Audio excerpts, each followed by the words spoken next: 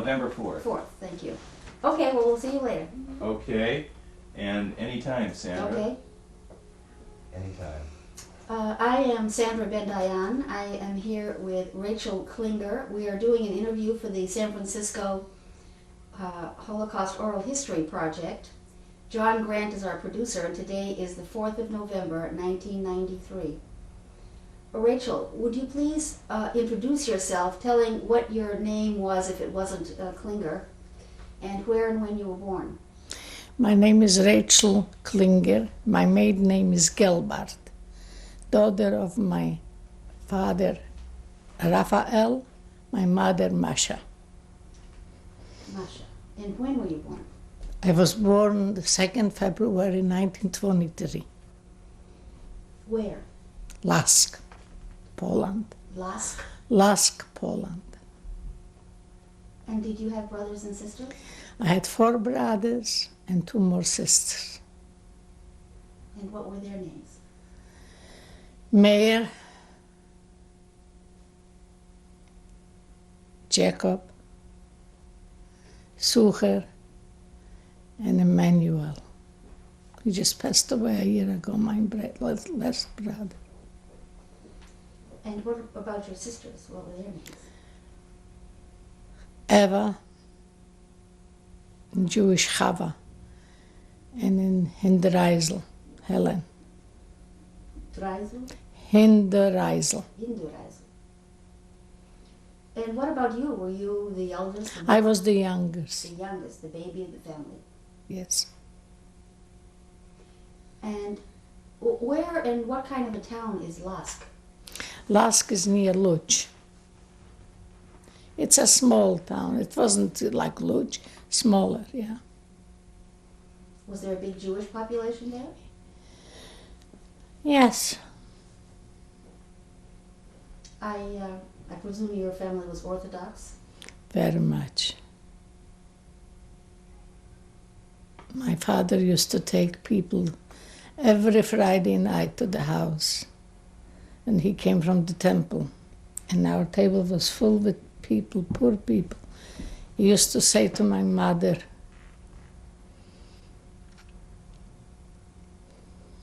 somebody is left there and nobody took him home. And my mother used to say, kids, get up and bring him. This is the home I was raised. Very humanitarian. Very humanitarian. What kind of work did your father do? My father was in business. And what kind of business? Oh, he was with, how do you call it, with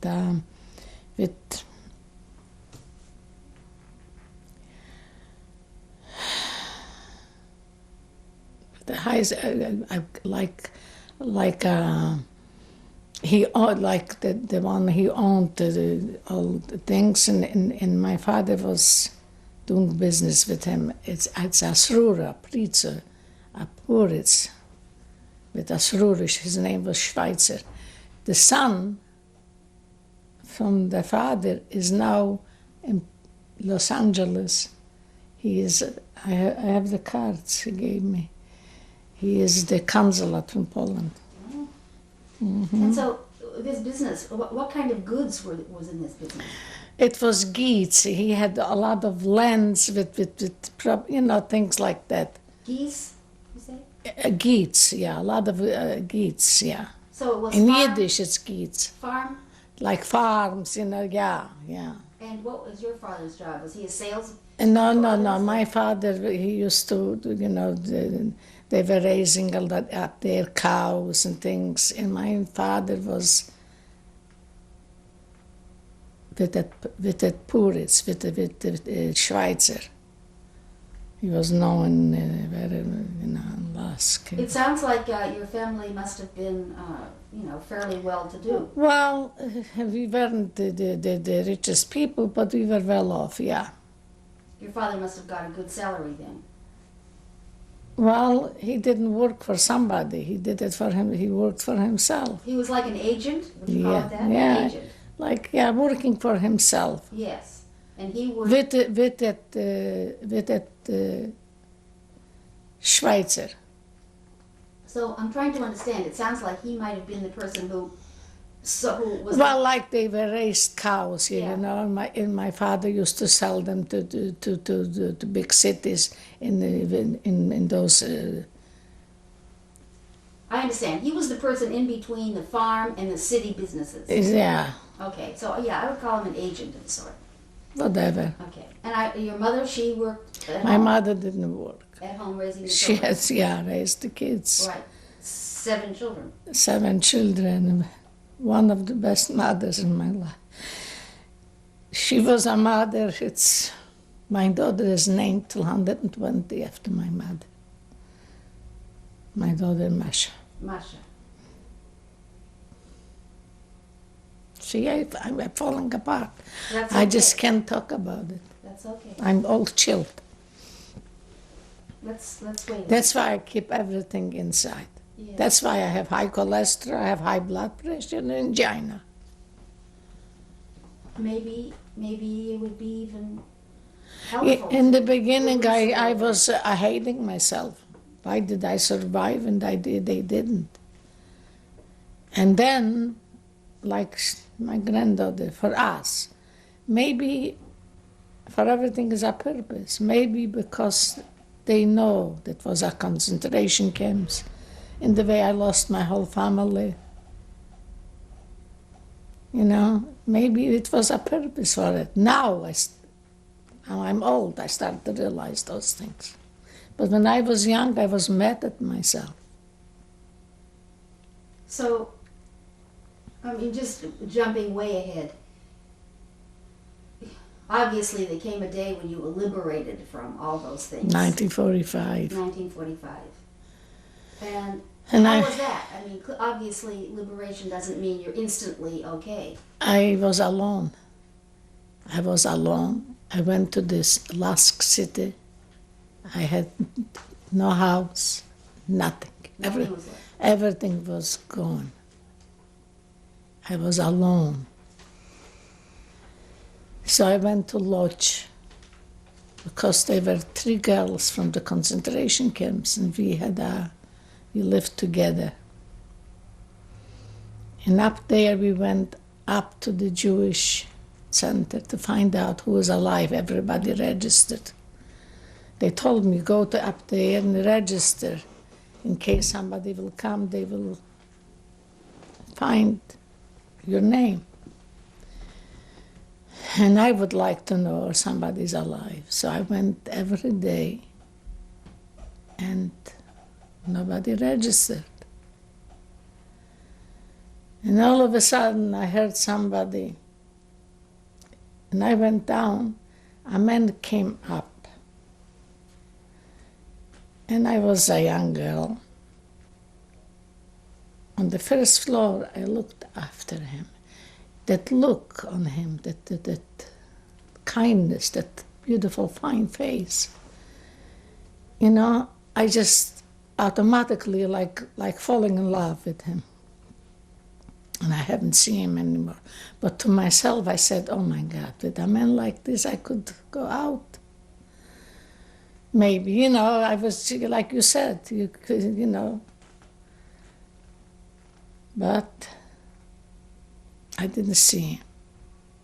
2-3 days later, somebody called me my name.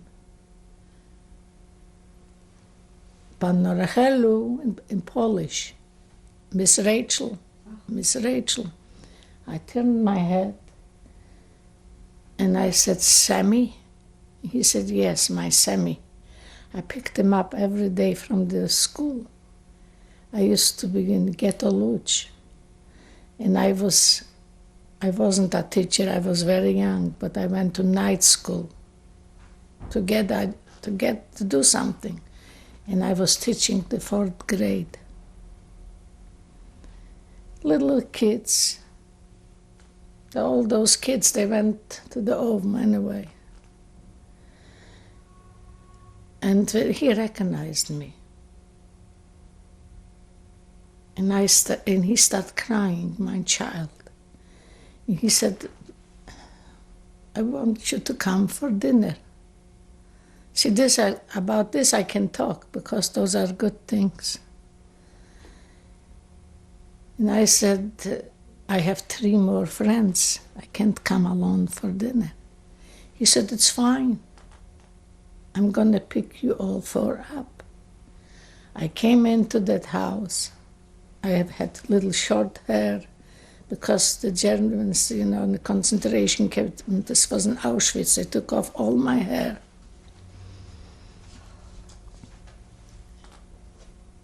And I couldn't, and I didn't have any clothes, nothing. I had a little raincoat. This was my cover, my coat, it was everything. Afterward, my father used to always, tell me, that's going to be for you, and you're going to have, I was, that love and everything. I had nothing. I came back. Anyway,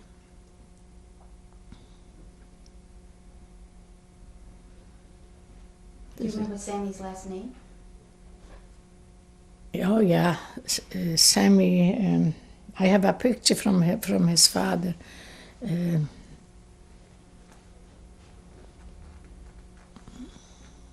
Doesn't matter, it can come up again. It will come up, yeah.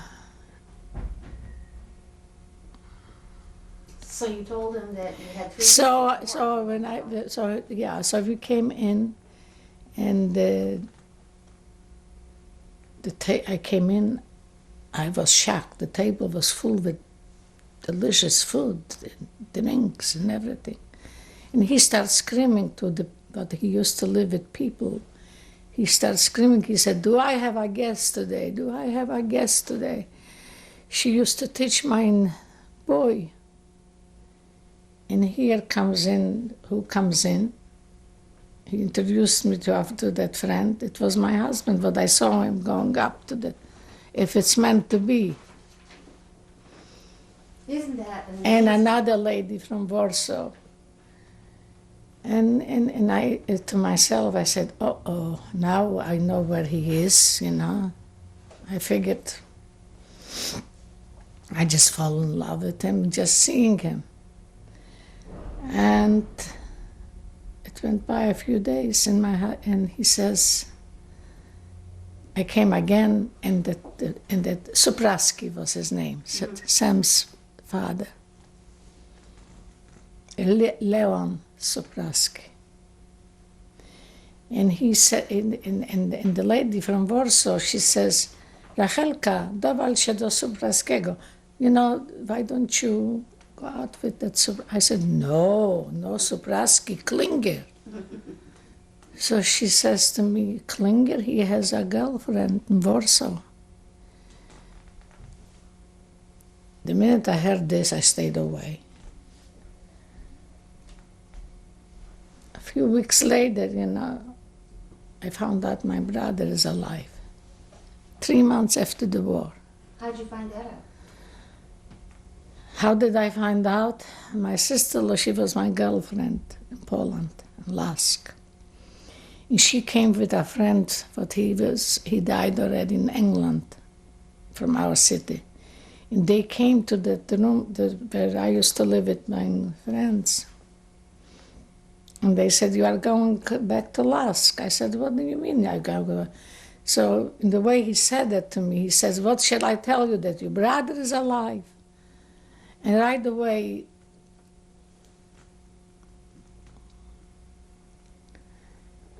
and that Supraski came, I couldn't do nothing. I was in shock. He packed a few things, and I said, if you take me home, take me to the back. And he was waiting for me in the front, my brother. You can imagine, I came into that room. He was in my sister-in-law's. She was my girlfriend. She saw him, and she took him to her place. I came up to that place.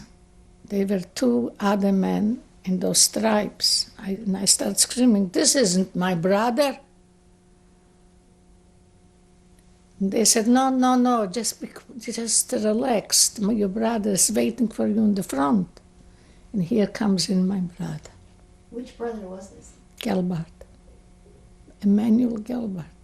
They have in the Holocaust library, his name. You must have been just overjoyed to have a relative. This was everything that I had. We were sleeping on the floor. We slept together on the floor. We were like this till the day he died. Was he the only brother that survived? The only brother. Did any of your sisters survive? Nobody. Just this one brother? Just this one brother. When you were And my husband, let him rest in peace, he came to the city. He wanted to see what's going on, he came. And I said, what is he doing here? If it's meant to be his girlfriend, she had in Warsaw a factory from bags, and the time from the war that was bombed, and the building fell down. She got killed. I have the picture from her too. And he went up to my brother. He said, I met your sister. And this was, after a while. And he says, I would like to marry her. My brother said, you have to talk to my sister. I couldn't wait for that moment that he asked me. You hardly knew each other even. We knew each other. We knew each other for we got married in December, the 8th. Mm-hmm. And I was liberated, it was March, April, something like that. April of 44? 45, excuse me, Yes. 45. And we got married on the 8th of December, 1945. So I knew him quite, and right away I had nothing. I will never forget what he did. He bought for me certain things which I didn't want to take it before I got married. I want to talk to you more about liberation. I want to wait 1 minute because John wants to come in when we're talking about it. Can you wait 1 minute, please? John? You went where? Oh, okay. Is my granddaughter outside? She's waiting out there. She's my whole life. My daughter too. This keeps me going. I have one daughter and 2 grandchildren. Good for you. My daughter's name is Masha, till 120 after my mother. Tammy is named till 120 after my husband's mother, Tobel. And my grandson is named till 120 after my father, Raphael, Robert. Robert. They have such a respect for me. They love me so much. Sometimes I say, I want to live. I have something to live for. Because they are very protective. Yes. Oh, well, this, I think, reflects on you, too, that you must have been so wonderful with them. And so is my daughter to her kids. Yes, this is Same wonderful. thing. This is wonderful legacy. But I want to go back. I wanted to talk to you about the time of your liberation. You were liberated from Auschwitz. I was liberated in Deep Stutthof. It's we were 1,000 women, and they took us day and night. We were walking in the snow, and they took us in a barn. And they wanted to burn us.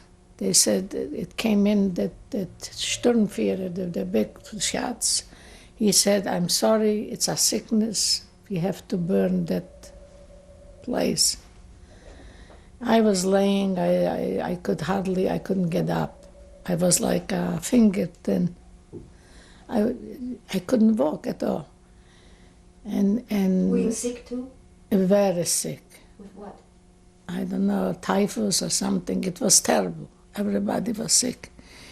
And I had a little thing with the snow and it dripped and dripped. And finally, in the middle of the night, we heard shooting outside. The Russian came, and they shot those Germans, for they were watching us.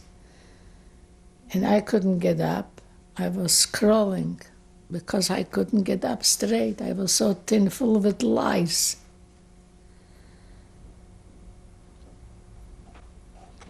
And they had to clean me a few times a day, change. This is the Russians. They took me to a hospital.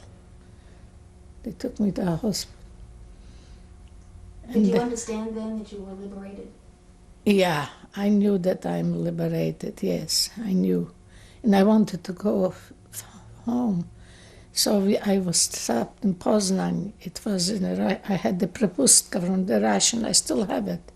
I have everything, and I didn't register for the money. My husband said, I will take you to the consulate. He was sick. I said, yeah, okay. So we went to the consulate. He said to me, "Du bist a Dummkopf." Why I didn't register? I told him the truth, because... And it's funny, now my son-in-law, he said, he saw in the Jewish bulletin, because I get the Jewish bulletin, he saw in the paper that everybody who never will get some money. He filled out papers. He called New York and they sent him some papers. He filled out. I don't know. It's still, and if I wouldn't have my children, I would be homeless, honey. My husband was sick for a long time. For 14 years he had a heart condition. He passed away. He was very young. He was 56 years old. And I was 48 years old when he passed away. And I started working. I came to the San Francisco. I was working for David. You probably know David. We are still like this for 18 years. I will never forget him. He said, "What can you do, Rachel?" I said, "I will do anything." I needed a job so desperate. I didn't know nothing about doing things in the kitchen. I didn't know nothing about waiting. I didn't know nothing. But he gave me a big chance. Another good person. Another good person. We are still good. They call me. We are still in touch. Mm-hmm. And after the 18 years I was there, they found out I have high blood pressure. The doctor said to my daughter, "She can't work anymore like this. I worked very hard. She's going to drop dead." So my daughter said, "Mother, I'm not letting you go to work." I said, "Honey, I can't call him. Because we were like family. We are still like family. I can't let him down." So the doctor said it will cause you a stroke, will cause you this, you have to stop. And this is the way I stopped working.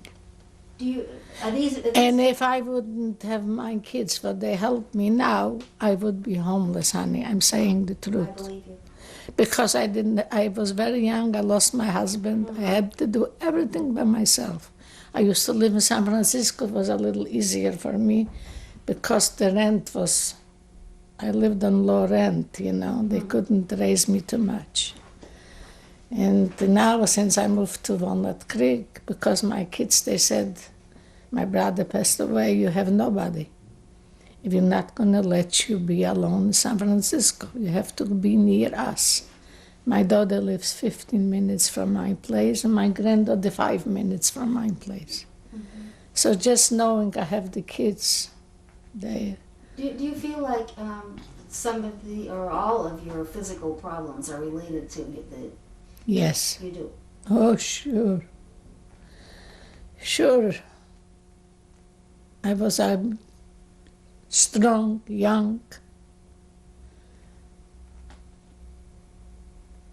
That's why.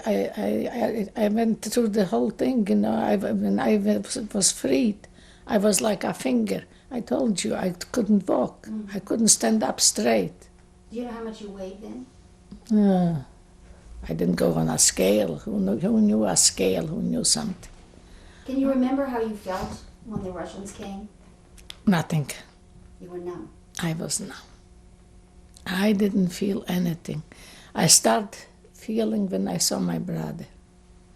And when I started going to that lodge, to the Jewish center to find out about somebody. When I saw my husband going up. Mm-hmm. So at the liberation, it was like practically meaningless. I mean, it's not. I knew that I'm free. They cleaned me up, everything, but I had nothing. I was, like I was born. I had nothing. No clothes. I had nothing. When I got married to my husband, I brought him a toothbrush, toothpaste. This was everything what I had. Do you feel like after liberation, were you able to be happy about anything? I was very happy when I had my husband. I always talked to me. I just prayed that before I came home from work that he is okay. He was my strength. He was everything. When I came to the house after a hard day of work, I thought I'm the richest person in the world.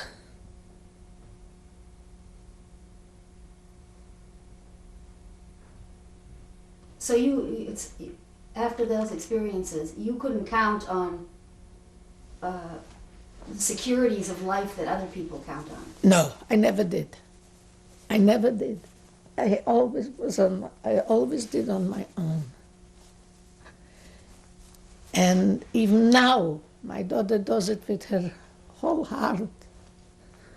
She doesn't like it when I say that I put a strength on her, that she has to help me. But still I feel not right. In what way? Because I was always independent.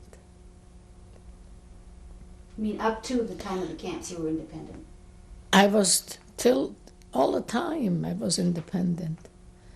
But since now I can't do it on my own. I told you I moved and the rent is high.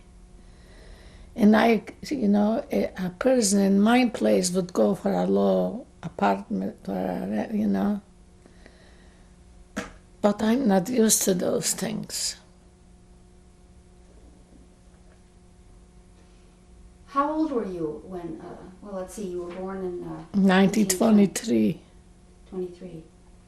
So you were just a teenager when all this was happening. When Hitler came, I was 16 years old. Mm-hmm. Yeah. And they took us to Ghetto Lask. And from Ghetto Lask, 1944, they took us to Ghetto Lodz. And from the Ghetto Lodz, they liquidated the ghetto. They took us to Auschwitz.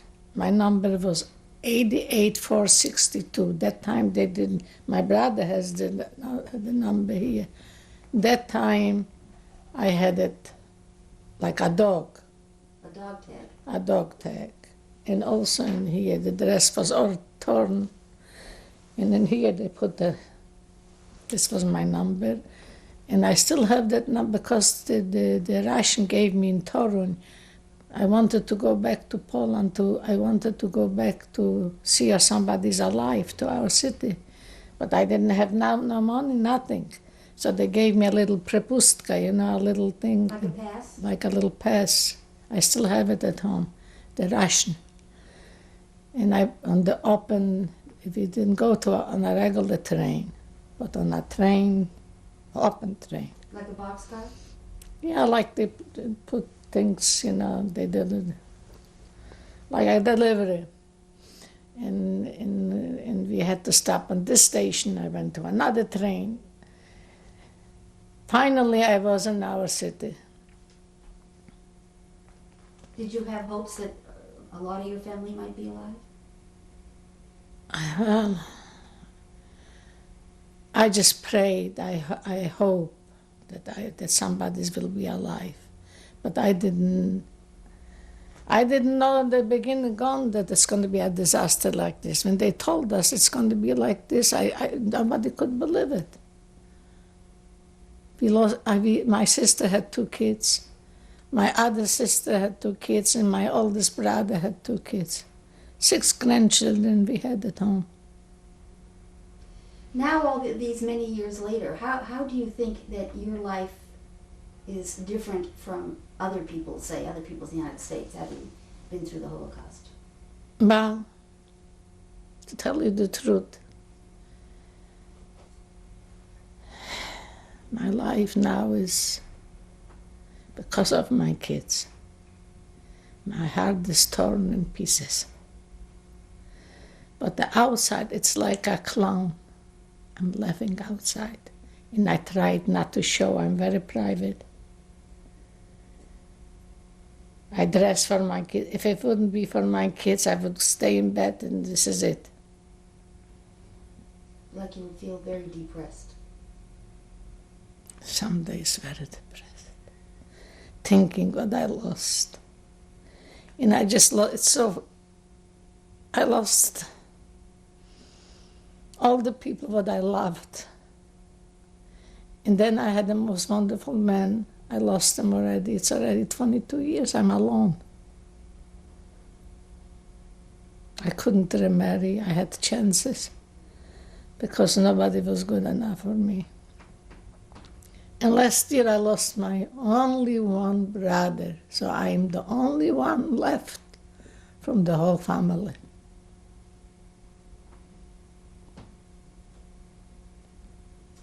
To tell you the truth, I'm thankful to God that still I have the strength to talk to you. I thought I can't say nothing. But I talk to you. You have the courage to do that. I had the courage to do that. And I believe, I still believe. People say, how can you believe? Where was God when they did so and so? I said, if I wouldn't believe, it's no use living. I come from a religious home. I'm not religious anymore. I'm telling you the truth. I keep up the tradition, that's all, because of my kids. That's it. And I go to the shuls. I do what I saw at home. I made lights for my husband. I go for Easter, the holy holidays, for respect for my people that I lost. So that's always a burden to you. this loss. Like I told you, I'm going, walking, sleep. I'm a clown. Outside I'm okay. But the inside, I'm very heartbroken. Very heartbroken. So you were robbed of that And potential for happiness too. And yes, and for the kids, I didn't tell my daughter much about everything. She loved her father. And she loves her mother, But I didn't say, my son-in-law, he asks me questions. I start telling him a few things and then I stop and I just can't talk anymore. Why is that? I don't know. It hurts too much to talk about it. It hurts so much inside. I'm so hurt inside that... And I'm a normal person, honey. Not a dummy. I was working normal with people. I love people. And I understand life and everything. But I went through too much. It's not fair. It isn't fair at all. You're right. Hitler destroyed my whole life.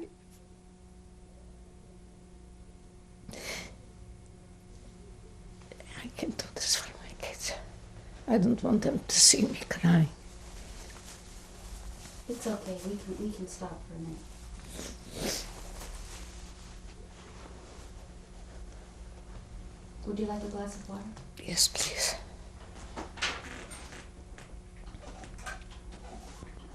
Okay to go on a little bit? Yeah. Okay, good. I appreciate the strength it's taking you to do this. I think I do anyway. I thought I'm not going to do it. I said to I told you. The only reason I'm doing it, it's not for me, you know. I try hard, very hard, because my granddaughter, she says she wants this for her kids to know about it, what I went through. And to tell you the truth, I wish they wouldn't. You think it's too horrible even for them to know? That's right. What's too horrible? It's too horrible what I went through. It's too horrible that they, you know, I was hurt my whole life. It's enough. I don't want them to be hurt. You think they shouldn't know that these terrible things? They should know because it could happen again. That's all. But they should know the details, everything. You mentioned before we began that you're having nightmares still all these years. Yes. Yes, I do have nightmares. I'm hiding my daughter. My daughter at that time wasn't born even. I'm dreaming I'm hiding my daughter and they are after me, the Germans are after me. But it stopped lately. The only thing I'm dreaming now, I wish that my brother would come in my dream, my husband I dreamt. Whenever I need him, when I'm sick or something, I believe he's around me. I'm dreaming, I dreamt a lot of things about it. Has there ever been a period since liberation that you felt carefree or lighthearted? When my daughter got married, and my husband and me, we took her to the chuppah, you know. He had a heart condition. He says, I almost fell down. He loved her so much. He said, I don't know what happened to me. When I gave her to her husband, I felt at my feet. But for you, that was the only lighthearted period you can think I of. went through like a wedding for myself too, because I never had it. I will never forget, I had a brown dress that my husband bought for me. It was a double wedding. You know, my brother was, let him rest in peace, us for long years. I said, honey, you are older, you should go under the chuppah. And he says, no, I promised my mother, you are a girl, that I'm not going to get married before you. So I went to the chuppah, and then he went to the under. And in the beginning, I was numb when I lost him. And it started a few months later. I miss him terribly. It was my flesh and blood, my only flesh and blood brother. Do you think that your experiences have changed the way you look at other people? I mean, do you feel like you trust people easily?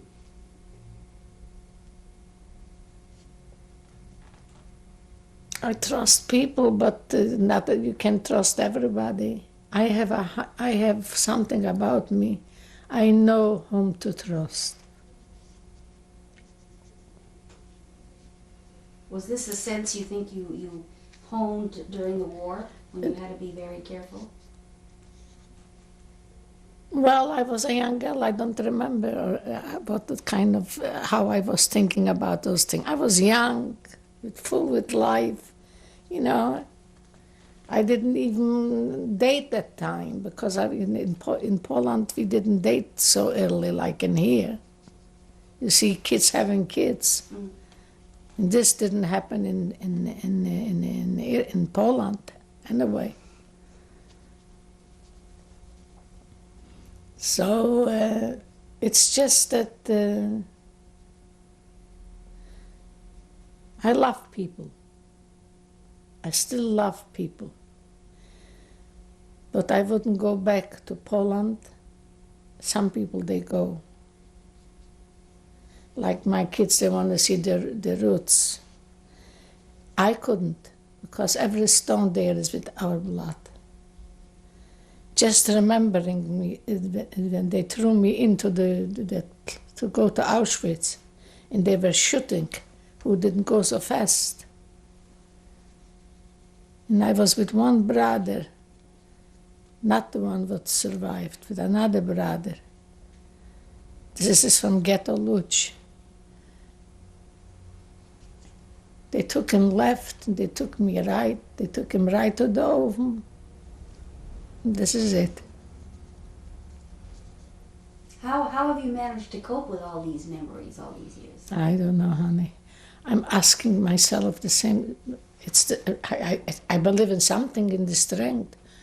I believe in something more power than me, the power over me. I call it God.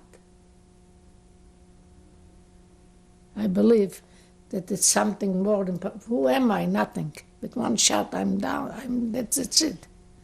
So probably somebody's watching over me.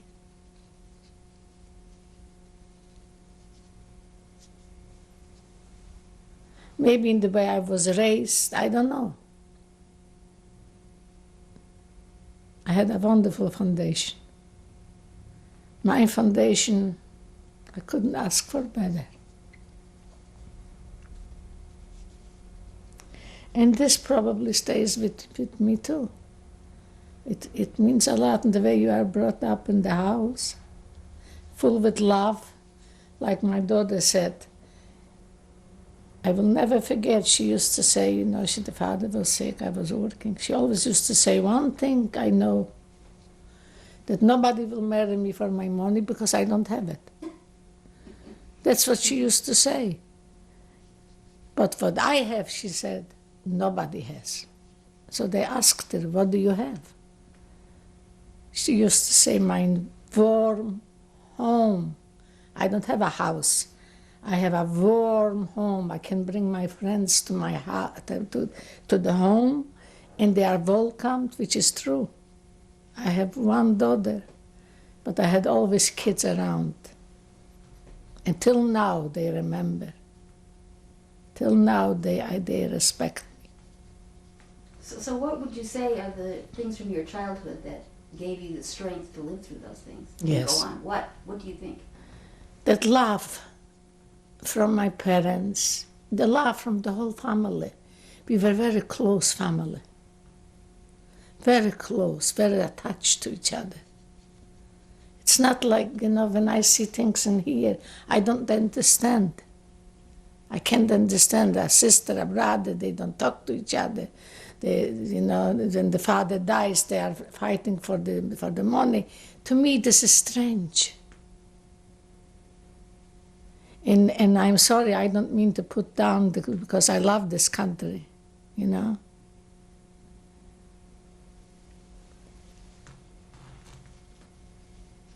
But I lost too much in my life. Now I'm very hurt because I'm alone. And the only thing what keeps me going is my kids. I pray for them, not for myself.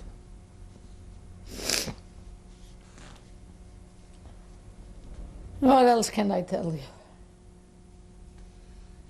Let's talk back again about your earlier. Start it up and We're you gonna can go continue. back to Okay, where you were. great. Thanks so much. Yeah. We were talking about, your family, you were the baby. Did you have grandparents living nearby? I never had grandparents. I'm named after my grandmother. They were dead already? They were dead already. I never knew maybe my other family knew, but I didn't. I was the youngest. What about aunts and uncles? Yes, I had an uncle, my father's brother. He used to live in Lodz, and then they went to Israel. He lived in Israel. And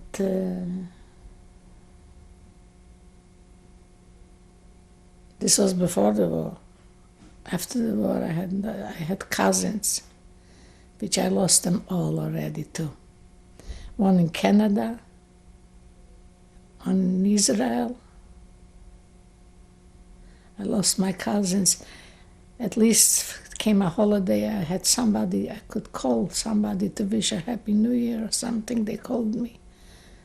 Nobody to call, nothing. Did they die of old age? No, they died of heart conditions, just like my brother. And they weren't that old? No, they weren't old, in the 70s. But you had a few cousins that survived the war. The cousins, yeah. And the cousins, they died young because of the heart conditions. And my uncle died of a heart condition. Was the brother of my father. Were you close with those aunts and uncles when you were in Alaska? Well, I was in Last, they were in Lodz, but we were close, yes. They came to visit, yes, very much close, yeah. When my mother's sister came, as a matter of fact, my niece, she compares me to my aunt. She says that my father used to have an aunt. When she came, she brought them candies and she told jokes. And they were laughing. If we have an aunt like this, she compares me to that aunt, which is a big, compliment. When she came, we were around her all the time. She made us laugh, she made us... This was before the war. Were you living amidst a Jewish community where you lived? No. Across from us, it was from the police. The chief from the police used to live across from our place. No, they were Jews and Polish. And, yes. Mixed in together. Yeah, it wasn't just a ghetto, like, They took us to a ghetto. The Germans took us to a ghetto. So you got along well with the Polish people? Yeah, I had my girlfriend. She was, we were born in the same night, because my mother used to talk that at home we didn't go to the hospital to have a baby. That a woman came to the house. She didn't know where to go first, or to my mother's house or to her mother's house. We were born the same time. And did you go to a public school or a Jewish school? I went to public school. I finished my public school. And then I wanted to go for further education, but Hitler came. And this is it. Did you finish the gymnasium? No, I didn't finish the gymnasium, but I went in Lodz to the night school. Because if not, I couldn't have my credentials. Yeah. Did you remember experiencing any anti-Semitism as you were growing up in Laz? I don't remember. It was anti-Semitism when after I came back from the concentration camp. I could feel it. One lady, she came out, which she knew me very well. She says, "You are still alive? Are you still alive?" And to me, it was kind of, instead to welcome me, you know.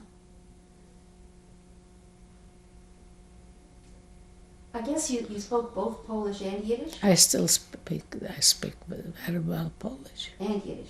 Yiddish, and German because we had to go to Bad Germany. My daughter was born there in Bad Reichenhall because we had to wait to come to America to register. Yeah, I speak a few languages. When did you first realize what Hitler's intentions were, what Germany's intentions were for Poland? Well, we listened to the radio, but we didn't believe it. Can you remember what you heard in the radio? I didn't hear nothing. I just heard what people were talking. Yeah.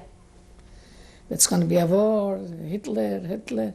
That's what I know. And then the paper came, they were reading. But I was young, I didn't pay too much attention.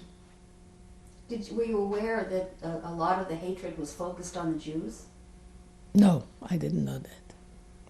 I found out when in the ghetto Lask, when they said that they take the Jews separate, and they take the Jews so and so to those, you know.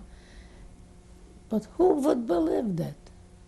Do you remember hearing your parents talk about what was happening in the mid-30s or late 30s?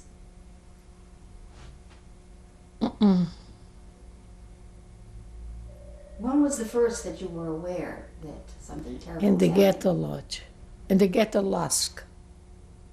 Was this a ghetto that the Jews were herded into the ghetto? Yes. When did you first find out the Jews were going to be herded into the ghetto? I didn't know. They took us. They just came and they said all the Jews. We were living a few families together Together in one building? in one house. They took people from out of the ghetto where they used to live, and they made a ghetto. Our house was still in the ghetto, belonged still, but it was closed up in the front. We had to go through the back. So how did you understand this, that these other people were moved into your house? What did you do? And then we knew that we are. When then- was that? When was that? Can you remember? This was in 1940. 1939 Hitler came and it started to get already. And they took my brother quite a few years before. When did they take your brother? Oh, they took him by 5-6 years. That's before from Lask they took him. What, you mean like 1935? No, 1939 Hitler came. That's when they took your brother. No, not right away. It took a little while. Mm-hmm. A So year. in 1939, Hitler invades Poland, Yes. and then all these families are moved into your home. Yeah. And you're still at your home with all your brothers and sisters? One brother they took away. To where, do you know? They took him. I don't remember which concentration camp. I remember, but now I don't. Okay. So it's your parents?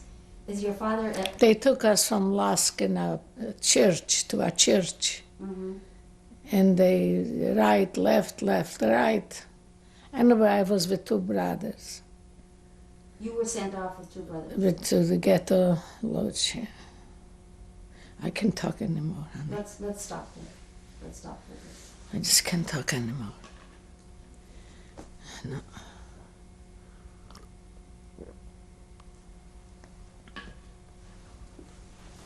I can't talk more. No, I can't talk anymore. Okay, you would like to stop now?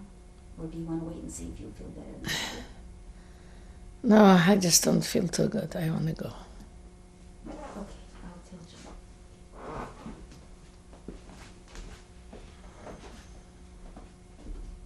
John?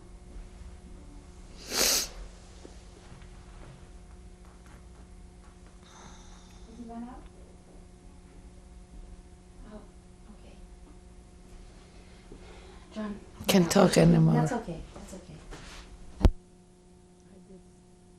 I didn't know know that I'm gonna do. I'm gonna talk. You talked a lot already, yes, you have. I talked, and that's it. I'm not gonna talk anymore because I can't do it anymore because I'm just getting. Hi, honey. Did you talk about when you had mom? No, we didn't do that yet. The tape's still running. I'm waiting for John to come turn it off. I think unless you feel able to do that we could go forward and talk about Where was mom your marriage. born? When my daughter was born, this was our happiest day. Okay. Well, yeah, let's go talking about that. My daughter was born in Bad Reichenhall in Germany. Okay. I remember you saying you were married in December. I was married on December the 8th, 1945. 1945. And my daughter was born in November the 18th, 1946, Okay. And where were you married? Poland. In Poland. My husband did it, yeah, and his Tell me your husband's whole name again. Abraham Klinger. Mm-hmm. And I remember you said he was about 8 years older than you. Yeah. And obviously he was a survivor too, I guess. He was in Warsaw, in Warsaw. Yeah. And the bunkers, Oh, so he's a survivor of the Warsaw Ghetto. the Warsaw Ghetto. That must be a pretty amazing story too. No wonder he went through so much in his life too. Do you feel open to talking about And my husband, no. No. Maybe it'd be better if you don't mind. Oh, Because okay. maybe she'd feel able to talk more. No, I don't think so. Okay. I'm all not right. going to talk anymore because I just can't do it anymore. Okay. Are you willing to talk about what happened after your marriage? When my daughter was born, How did you get to Germany, by the way? we went with transport, whoever registered, Yeah. Did you decide to leave Poland? And we decided to go to America, yeah. Uh-huh. And so, So we had to wait for transportation quite a few years in Germany.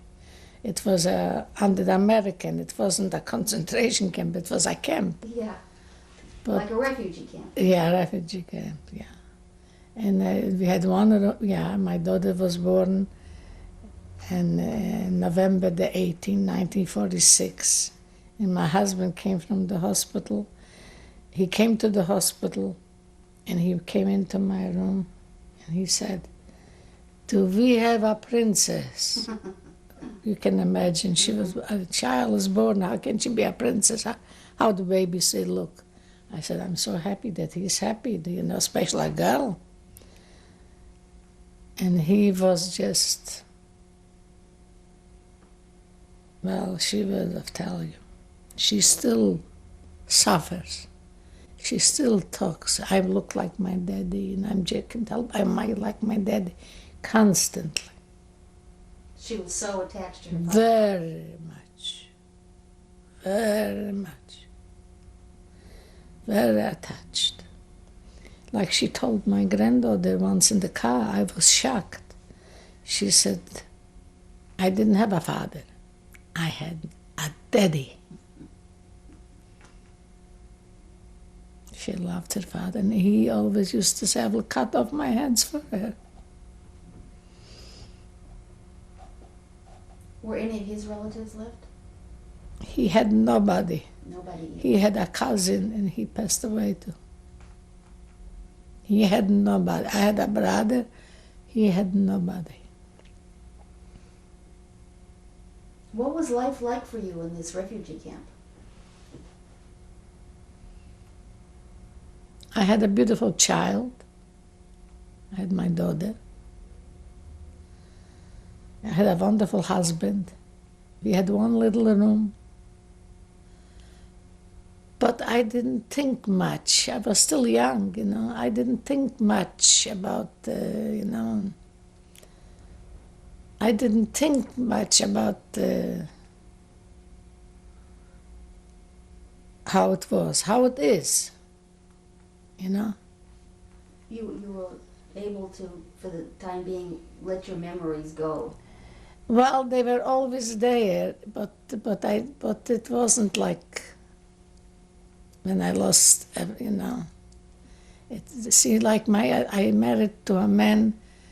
He was everything to me. He was everything to me, and when I lost him,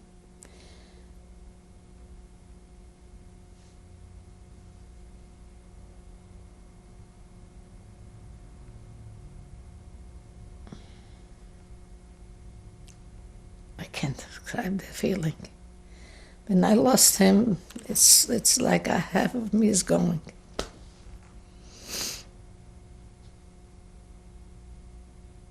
Right away, I got sickness, I got sick, and he passed away right away. High blood pressure. Everything came out.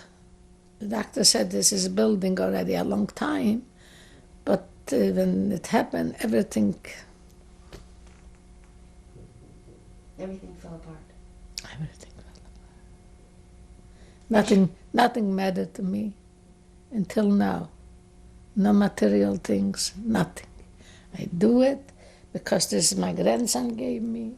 This is my daughter. It's just For other people. I'm very sentimental. I'm a very sentimental person. I don't know if it's good, but I can't be rough. I can't answer. I never hurt nobody in my life. And this is the way I am. I always say, take it or leave it. This is the way I am. And very straight. Good. I'm very straight. So long I live, I didn't hurt nobody. God is my witness. Never in my life. If I could show love, if I could do something, I could give something, I did. I shared. Till now. Sometimes I say, well, I shouldn't because it's not really. I'm sending to this shul a little bit. It comes a holiday to this shul. Instead to eat, I'm sending a little bit. Nobody knows mine, but I'm cooking in my pot. Mm-hmm. This is the way I am, honey. And this is the way it's going to be till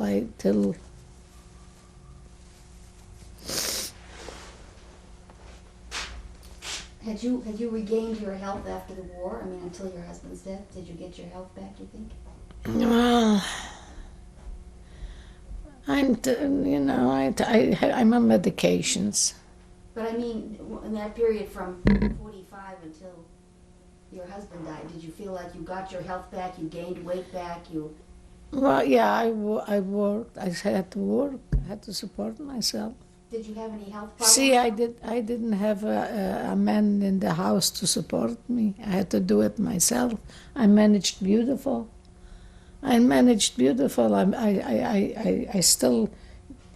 a beautiful daughter. I made a beautiful wedding. You know, I tried my best. Let's put it this way.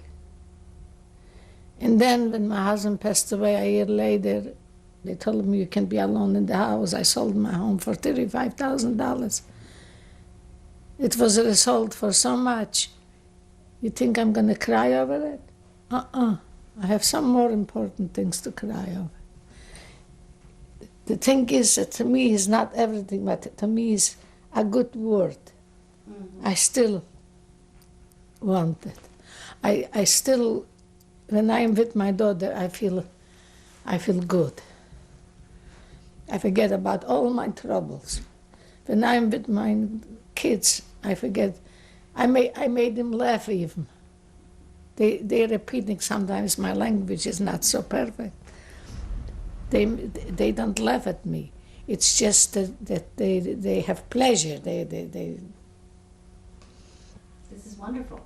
This is wonderful. This is the only thing, honey, that keeps me going. How did you manage in Germany all those years? Was somebody working or what? My husband had a little store, he had a little store with a partner. He had a music things, a little store. You mean musical instruments? Instruments, yeah. How did you feel living in Germany among the German people? I wasn't among the German people. I was only with Jewish people. We were in it wasn't a ghetto, but we were all Jewish. So you didn't have any interaction with the Germans? We had a Jewish theater. They showed that everything. It was. We went out of the city. When we went out from there, we went. How I felt about them. If I could, I'm not. I don't even know how to hold a gun in my hand. I still feel this way. I can't take. I hate them. I don't know what hate means, but I just can't relate to them. That's why I'm telling you, I didn't took a penny from the. Can you believe me? Hardly. And I have a letter from the doctor, but it would, I mean the truth, everything. I put in my head. I said, my husband said, why don't you? I'm not going to live. He knew he had a heart condition. At least you're going to have a pension. I said, honey, nothing can replace what I lost. I put this in my head. It went on and went on. Finally, she said, he could hardly, he was so pale already. He said, let me take you to the consulate. Maybe they can do still something. We went to the consulate. He said, it's too late. You must have dumb cop. I told you this. And your husband, did he get any reparation? Before he died. He did. Before he died, it took years and years. Before he died, he started taking, and the last check, I sent it back. It came a check and I sent it back. Honey, I would start over again to be with nothing and work to have him back. I know you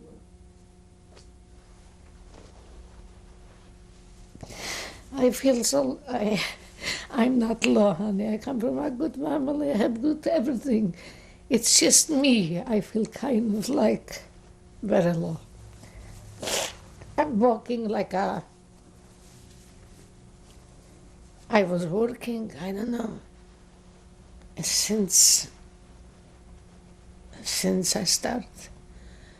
I needed help from maybe this bothered me. I don't know. And my daughter, she doesn't want me to talk about it. Mother, don't you ever mention this. I said, honey, I put all the strength on you now. What doesn't she want you to talk about? She doesn't want me to talk that she's helping me. Oh. Well, she must be a very generous person. Oh, too generous. She's too generous. That's why it hurts me. And to me, I don't have, maybe I shouldn't think, but I think maybe it's too much pressure for her that she has to help. I think so. And whenever, once I told her, I said, she says, Mother, I don't want you ever. If this child could put a crown on my head, she would do it. This is wonderful. It's me, honey. That's this kind of person. This is my nature, and I can't help it. I don't say that it's a good nature. I don't say that I am perfect. It's not such a thing, perfect. And I don't say that I'm right. It's just that's the way I am. You never got any compensation for your building in Poland either, or did you? Nothing. Nothing. Nothing. Why did you decide to leave Poland totally after the war? Right after the war, because they say that time they said the Russians are coming. So you might have remained in Poland if the Russians weren't coming? I don't know. My husband wanted to, he wanted to plant a family. And he wanted the future. I never looked for myself. We always looked for my child. During all those terrible years, did you ever get any help from any Polish people or German people? Was there any kindness shown you? I didn't took a penny from nobody. Not only money, but in any other ways. A little food, a little kindness. Never. I wouldn't do it. No, I mean, was any Polish person or German person kind to you in those terrible years? I didn't associate with them. Even in the camps, there wasn't a guard that would be nice sometimes. Ah, we were sitting. We had no. We couldn't go to the bathroom. We were like cramped like this in the block. With barefoot. They took us out twice at 4 in the afternoon, 4 in the morning. They took us out, and they made selections. Every day selections. And I went to the block. I said, oh, I went out. Today is probably my turn. I still came back to the block, but we could hear the screamings. We knew where they are going. That time we knew where they are going. Because when they took us to the appel outside, they said, see, here brings your mother and father. And when we started screaming or something, they gave us. They took us to the church in Lask, and they took us to the ghetto lodge, and my father didn't feel good, and he asked my brother, he asked to say Kaddish. You know what Kaddish means?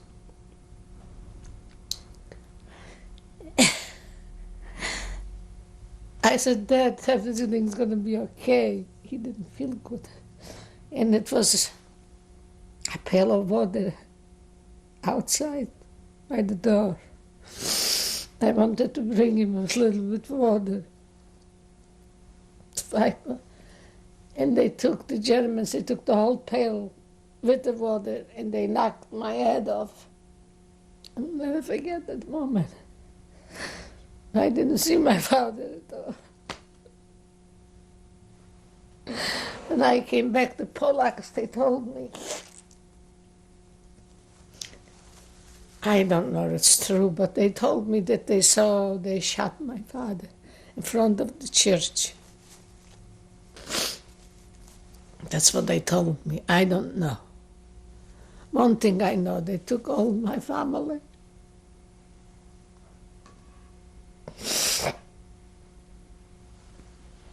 Honey, thank you very much. I can't take it anymore. I will go to the ladies' room. Sure.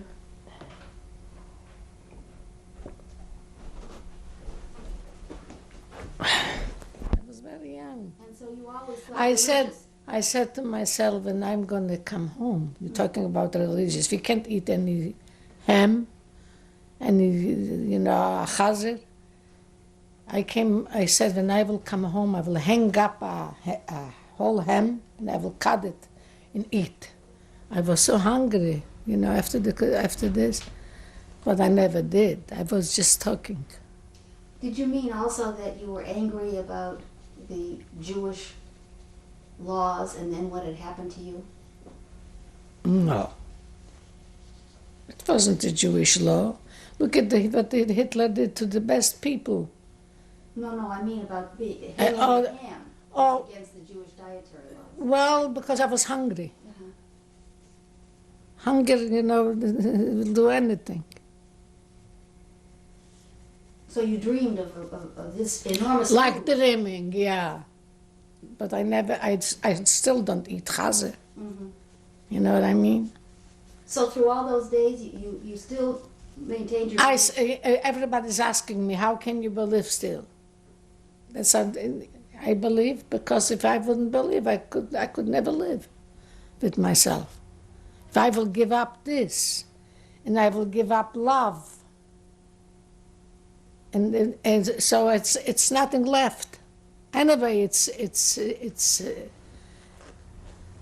torn to pieces inside, and I will give this up. It's finished. That's the end. Did you ever have doubts about your belief in God when you were in the camps? I don't know. I didn't think so much about those things at the time. I was just thinking to get that will come a time that I'm going to be released. And the time came. I was full with lies. I thought I'm dying. I was laying. One girl from Litva, she took off my wooden shoes. I didn't know nothing. I was just like, I couldn't stand up, nothing. I will never forget, they took me on here, on a wagon to the hospital. And this I remember, they cleaned me a few times a day because I was full with lice. And I'm alive and clean, so that means that somebody helped me. But who could help me? So I believe the power over me, I call it God. How do you explain the fact of you surviving so many selections? How do you think you escaped all that?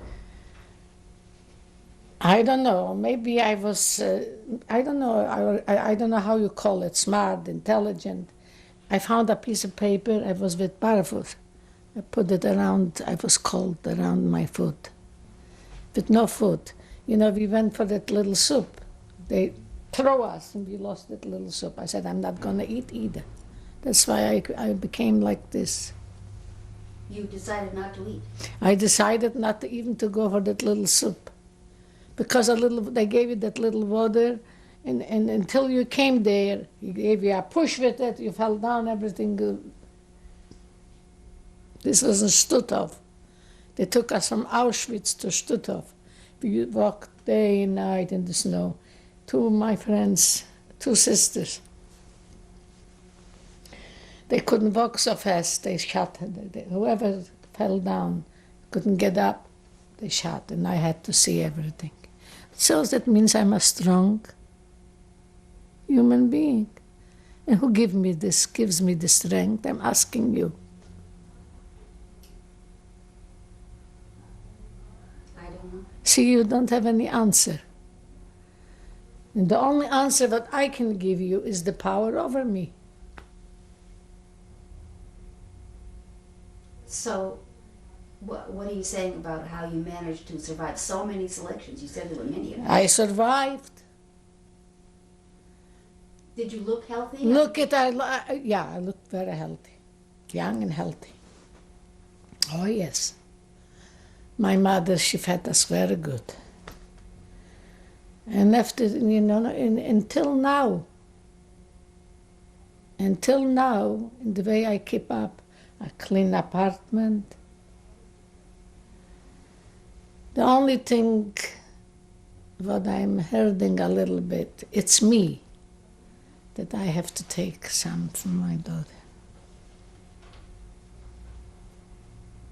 I can't even talk because...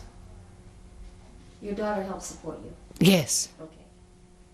she helps support. And this is what bothers me a little bit, because I'm not used to it. I'm a survivor.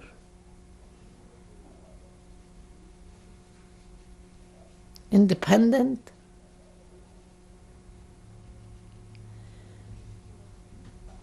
Not a slop.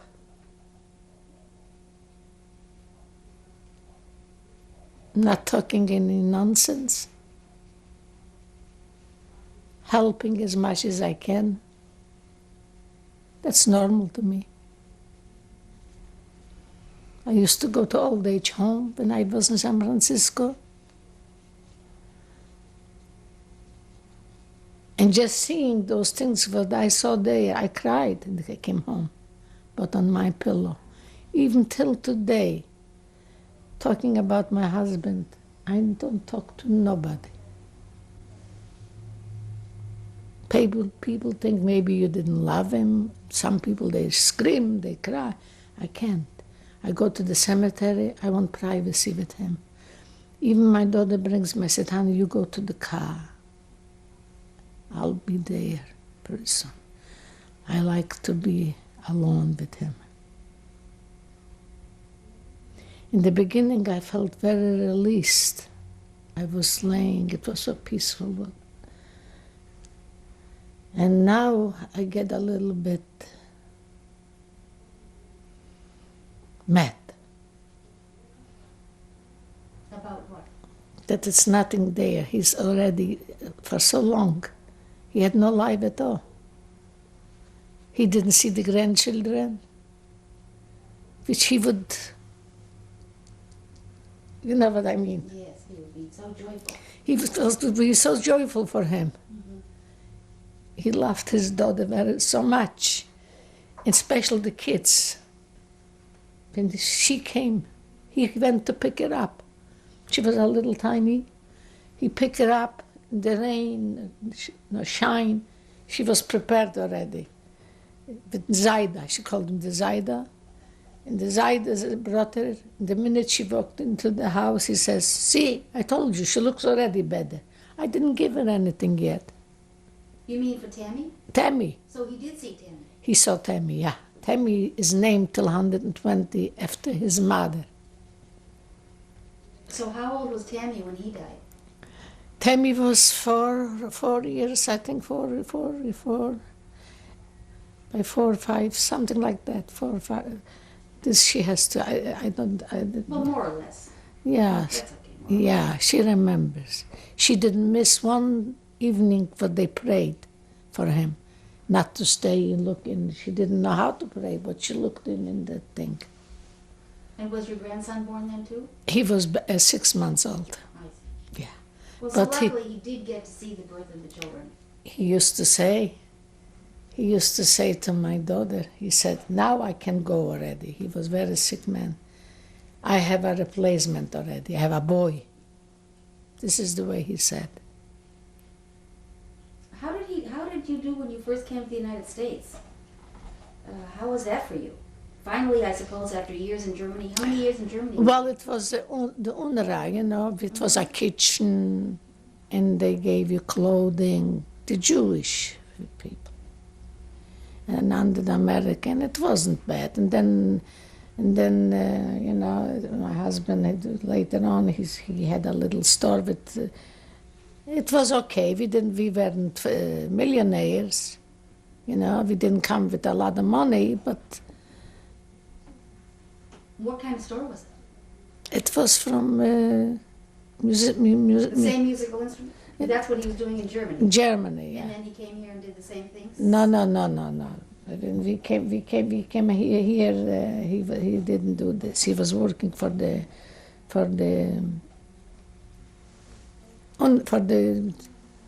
Jew, you know, in the inside. You mean some Jewish community organization? Yeah, the organizations. What was he He doing? used to work here here in San Francisco for the Hebrew Free Loan Association. I got so many letters from the big shots.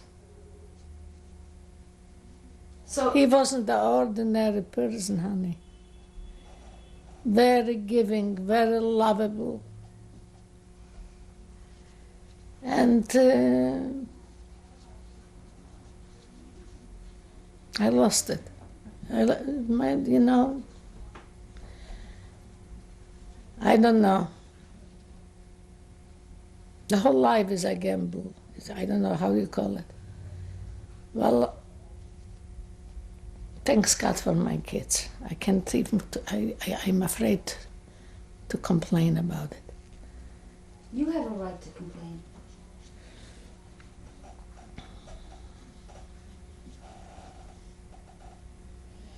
I know I have a right, but I do it inside in me. Okay.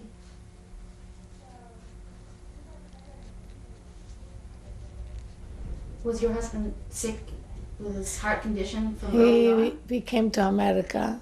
5 years later, he had his first heart attack. For 14 years, he had a heart. In that time, they didn't operate. It was 1957. And they didn't operate. You came right to San Francisco when you came to No, we were on a chicken farm. Where? And near Sebastopol on Gravenstein Highway. We lost everything there How did you lose everything? because in that time it was no good, and the chickens got sick and everything. And in the farm, we had whatever we put in the farm, we sold it for just for the mortgage. We gave it away. My husband was hospitalized. I was alone with a young girl, with a young kid. What could I say? So I moved to San Francisco to an apartment. I started working, and he gave me. I was working. After a few months, he said, "You are the best sales girl on the floor." He didn't say the best waitress, the best. And he always kidding me. If I should have put you in the kitchen, you would be fired a long time ago, because I don't know how to. You should see me when the girl didn't show up. I hold a plate here, a plate like this. I was working like a ballet dancer. I don't know ballet. I didn't know how to. But I don't know how to read, how to write, how to add. You know, I knew, and you use your head. You know. So who gave me that thing inside? That's what I mean. I could have been today a walking. I don't know. Seems like you've kept your sense of humor, nonetheless. Always. This comes from something too. This is like my niece says. My father had an aunt, and we have an aunt. Which to me it's a compliment, you know. It is. Sure. Well, when you first did come to the United States, did you go into New York, or you came right away to San Francisco? New York. Area? You went to New York. We came to New York, and my brother was in California. Had you seen your brother very much during that period when you? Oh yeah, we were talking on the phone every night, and it was a fortune. My husband said, and I was crying. He wanted us to come to California.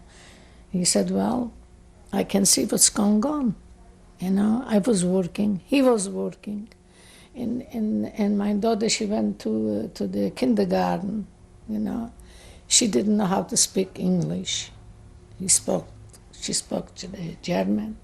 And my husband said, "What did I do? I came to a country, she doesn't know the language. The kids don't play with her. We shouldn't do this because of her." A few months later, we were learning from her, talking English, you know. And we were working. What kind of work were you doing? I was working in a restaurant. In New York. Not in New York. From New York, they took us to Boston, Massachusetts. To Boston. How long were you in New York? In New York, we were just for a day, you know, we stop over. And then you went to Boston? They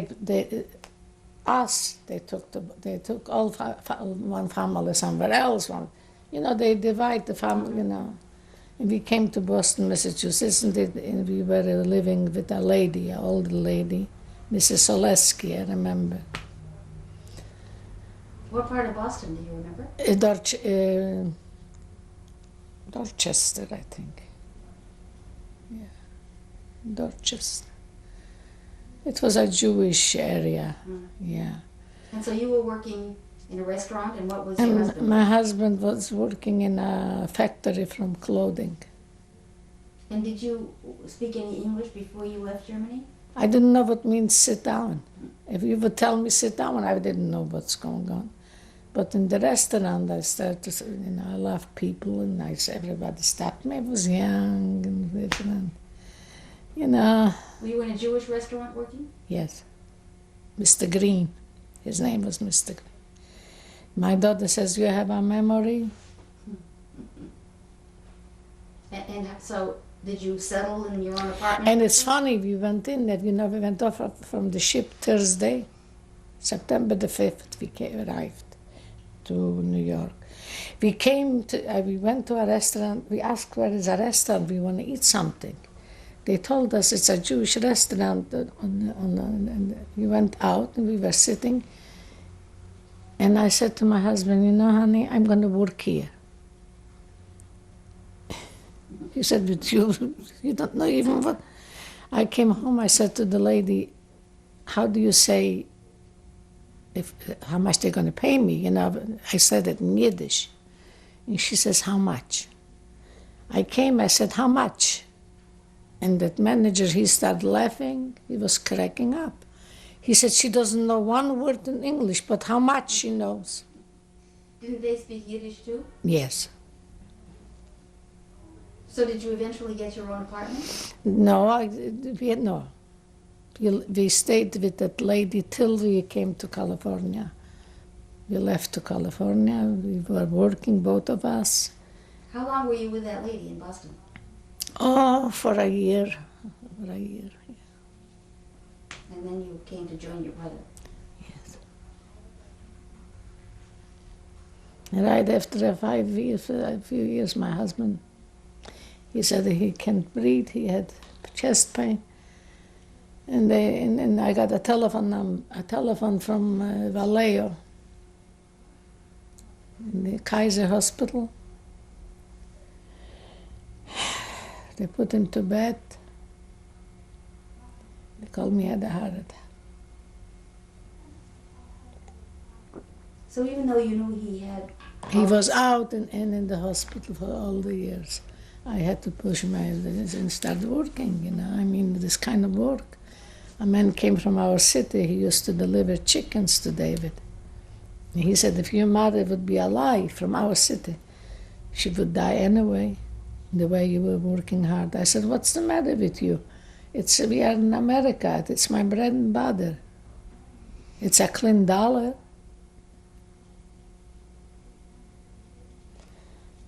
So you were able to buy this? The only thing is I accepted life. I see I'm a person down to earth. Some people, they wouldn't accept things like that after having, you know. But I accept everything. So long, you know, I had my husband, I had my child, and then we had the grandchildren. This was till now, this is everything that I have, my happiness. Were you able to buy your farm, your chicken farm? You owned it? Well, we went to the Hebrew Free Loan, remember, the time, and they helped, we paid back everything. Yeah. Did you develop any friendships around? Oh, yeah, we had a lot of friends, everywhere friends. With other survivors too? Yes, only survivors. Only? Only survivors. Did you ever talk about your experiences among you? Always. You did? Always. Whatever we did, we used to go, you know, we played poker, you know, once a week in everybody's house. This was in America. Every week, everybody else made a poker game. And whatever we talked, we came out on the same thing again. Always talked about it. But maybe we were young, it didn't hurt so much, and we did, you know, after all, you know, I had a husband, and I had responsibilities. Things that would occupy your mind. Yeah, I had a responsibility, you know, to keep the house, medication for my husband. And, you know, and everything was in order. I kept everything. Like my daughter says, Mother, you did a good job. Did you ever think to have more children? Yes. I was pregnant, but it didn't work out. You had a miscarriage. And then... She used to come home from school. She said, everybody has a sister, a brother. Finally, I got pregnant, and she went to school, and she told the teacher, I'm going to have a sister or a brother. Didn't work, you know, and later on, she started to understand, and I told her, honey, it wasn't my fault, because she was a little girl, you know. Mm-hmm. Okay, honey, I can talk. I get pain. I get pains. Want to sip some more water? Yeah. Well, I really thank you so much for coming and for putting yourself through all this. She wants to know about everything. She's going to get I want to know. You're going to get a copy now as you leave. Yeah, for my kids. Yes. Okay. I want to go to the bathroom. Yes.